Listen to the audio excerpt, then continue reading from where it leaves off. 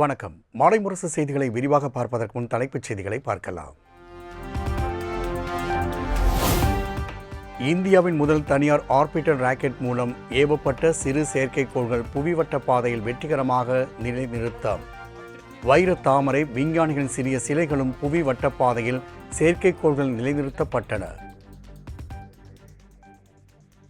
3, 2, 1, 0. And we have liftoff of Vikram 1, India's first private orbital launch vehicle. And we have great views coming from the tracking cameras. And isn't this quite something? Vikram 1 ने अपनी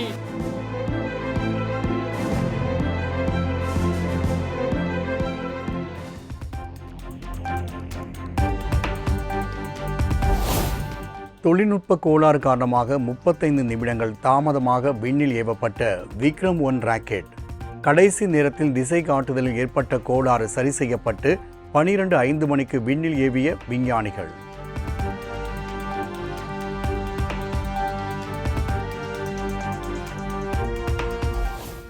இஸ்ரோ மற்றும் தனியார் விஞ்ஞானிகளுக்கு தொலைபேசியில் வாழ்த்து கூறிய பிரதமர் மோடி.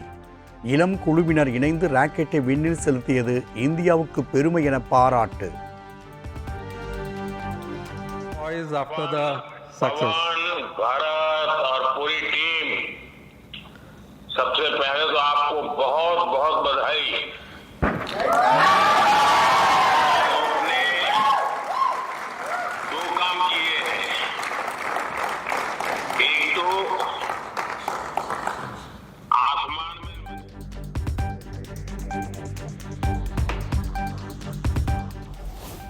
தாவேக ஆட்சி பொறுப்பேற்ற மே 10ஆம் தேதி முதல் ஜூலை 17ஆம் தேதி வரை 2339 டெண்டர்கள் ரத்து.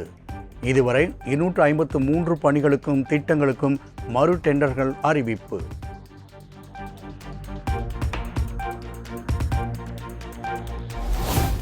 சென்னை தலைமைச் செயலகத்தில் உள்ள முதல்வர் அலுவலகம் நாமக்கல் கவிஞர் மாளிகைக்கு மாற்றப்பட உள்ளதாக தகவல். முதல்வரின் செயலாளர்களின் அறை, முதல்வரின் ஆலோசகர்களின் அறைகளையும் மாற்றி அமைக்கும் பணி தீவிரம்.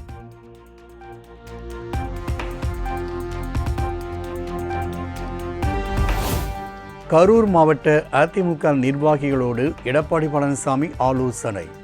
முன்னாள் அமைச்சர் எம்.ஆர். விஜயபாஸ்கர் தனது எம்எல்ஏ பதவியை ராஜினாமா செய்துவிட்டு தாவேகாவில் இணைந்துள்ள நிலையில் நிர்வாகிகளிடம் கருத்து கேட்பு.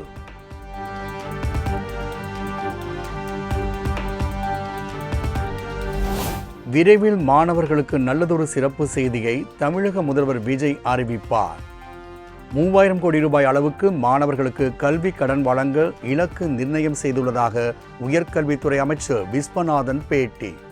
மாண்புமிகு தமிழக முதலமைச்சர் அவர்கள் கடந்த ஆண்டு 1,02,000 மாணவர்களுக்கு கிடைத்த கல்வி கடன் 26-27 கல்வி ஆண்டில் 1,50,000 மாணவர்களுக்கு கல்வி கடன் கிடைக்க வேண்டும் என்கிற ஒரு முடிவை எட்டியிருக்கிறார்கள்.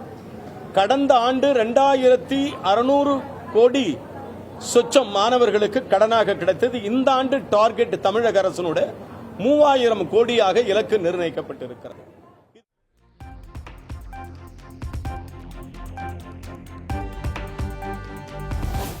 மணிக்கு 350 கிலோமீட்டர் வேகத்தில் பயணிக்கும் சென்னை பெங்களூரு புல்லட் ரயில் சேவை திட்டத்தை நிறைவேற்றுவதற்கான டெண்டரை வெளியிட்டது.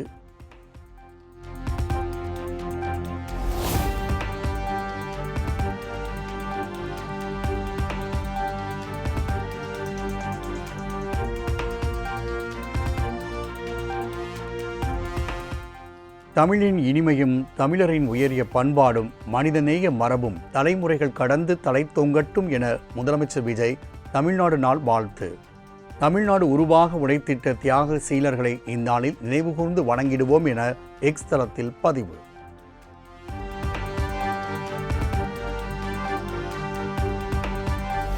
ஆகஸ்ட் முதல் வாரத்தில் தமிழக பட்ஜெட் தாக்கல் செய்யப்படும் என நிதியமைச்சர் மரிய வில்சன் அறிவிப்பு. அமைச்சர்கள், தலைமைச் செயலாளர் மற்றும் துறை சார்ந்த செயலாளர்களோடு முதல்வர் விஜய் விரிவான ஆலோசனை மேற்கொண்டு வருவதாகவும் பேட்டி. August first week mostly. Honorable Chief Minister நிறைய இன்புட்ஸ் லாஸ்ட் ஒரு ஒரு 15 days to 16 days அவங்க வந்து ரெவ்யூ மீட்டிங் நடத்தியிருக்காங்க. வரப்போகிற நாட்களில் ஆகஸ்ட் ஃபர்ஸ்ட் வீக் நல்லபடியாக தமிழக வெற்றிக் கழக அரசு பதவியேற்ற முதல் தமிழ்நாடு பட்ஜெட் நல்லபடியாக தாக்கல் செய்யப்படும்.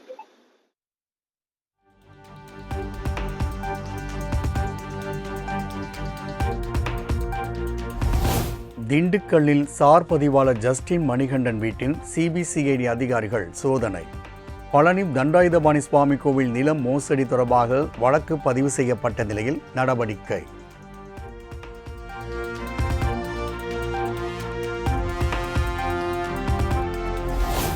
பழனி கோவில் நில மோசடி விவகாரத்தில் பல இடங்களில் சிபிசிஐடி போலீசார் சோதனை. நிலத்தை வாங்கிய சேதுபதி வீட்டிலும் சாட்சி கையொப்பமிட்ட திமுக வார்டு செயலாளர் வீட்டிலும் சிபிசிஐடி போலீசார் அதிகாலை முதல் சோதனை.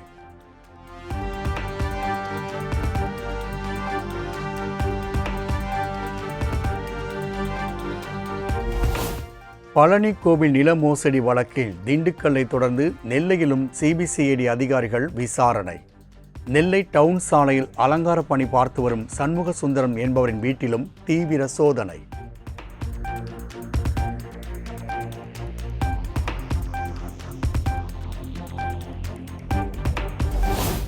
திருவண்ணாமலை மாவட்டம் நியூ சிந்தட்டிக் மைதானத்தில் ஹாக்கி போட்டியை தொடக்கி வைத்தார் அமைச்சர் ஆதவ் அர்ஜுனா.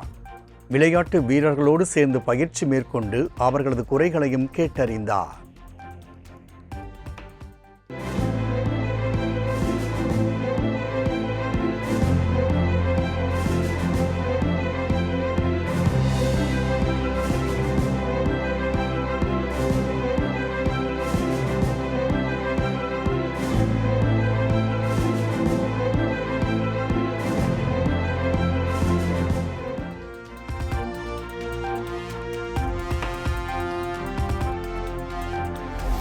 அரசு வழக்கறிஞர் நியமனங்களில் அமைச்சர் ஆனந்த் முறைகேட்டில் ஈடுபட்டதாக உயர்நீதிமன்றத்தில் வழக்கு தொடர்ந்திருந்த ஞான சௌந்தரி தாவேகாவில் இருந்து நீக்கம்.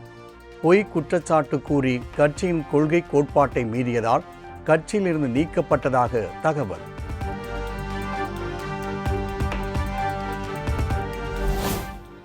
சென்னையில் இருந்து மதுரை நோக்கி சென்ற ஆம்னி பேருந்தில் பயங்கர தீ விபத்து. பெரம்பலூர் அருகே சென்றபோது பேருந்தில் பற்றிய தீயால் முற்றிலும் பேருந்து எரிந்து சேதம்.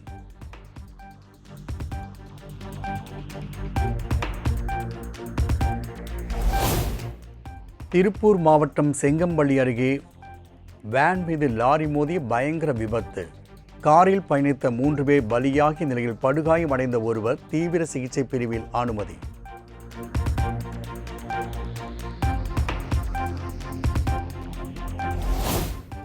சங்கரன் கோவில் சங்கர நாராயண சுவாமி திருக்கோவில் ஆடி தபசு திருவிழா கொடியேற்றத்தோடு தொடக்கம். ஏராளமான பக்தர்கள் கலந்து கொண்டு பக்தி முழக்கம் எழுப்பி வழிபாடு.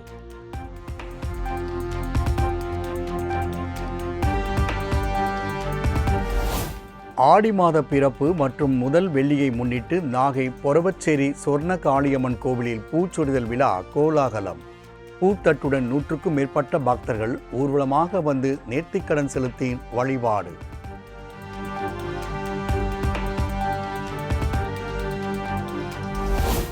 டெல்லியில் 21வது நாளாக உண்ணாவிரதம் இருந்து வந்த சமூக ஆர்வலர் சோனம் வாங்சுங் மருத்துவமனையில் அனுமதி.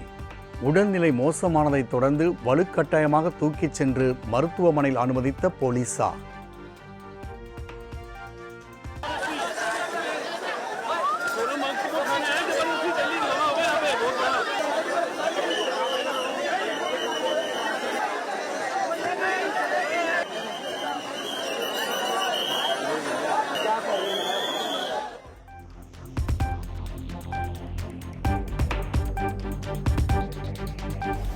டெல்லி ஜந்தர் மந்தரில் இருந்து சோனம் வாங்சுங் வெளியேற்றப்பட்டதை கண்டித்து அவரது ஆதரவாளர்கள் முழக்கம்.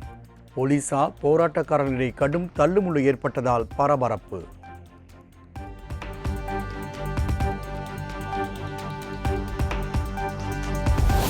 அமெரிக்காவின் தொடர் தாக்குதலுக்கு பதிலடியாக மத்திய கிழக்கு நாடுகள் முழுவதும் தனது தாக்குதலை விரிவுபடுத்தி வரும் ஈரான் 4 மாதங்களுக்கு பிறகு தற்போது சவுதி அரேபியா மீது நேரடியாக ஈரான் தாக்குதல் நடத்தியதால் பரபரப்பு.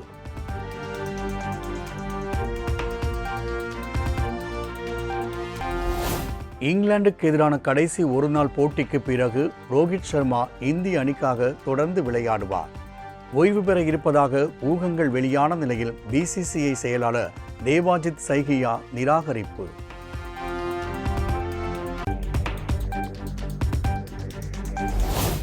இருபத்து 3வது ஃபிஃபா கால்பந்து உலகக்கோப்பை வெல்லப்போவது யார்? மகுடத்திற்கான இறுதிப் போட்டியில் அர்ஜென்டினா, ஸ்பெயின் அணிகள் நாளை நள்ளிரவில் மோதல்.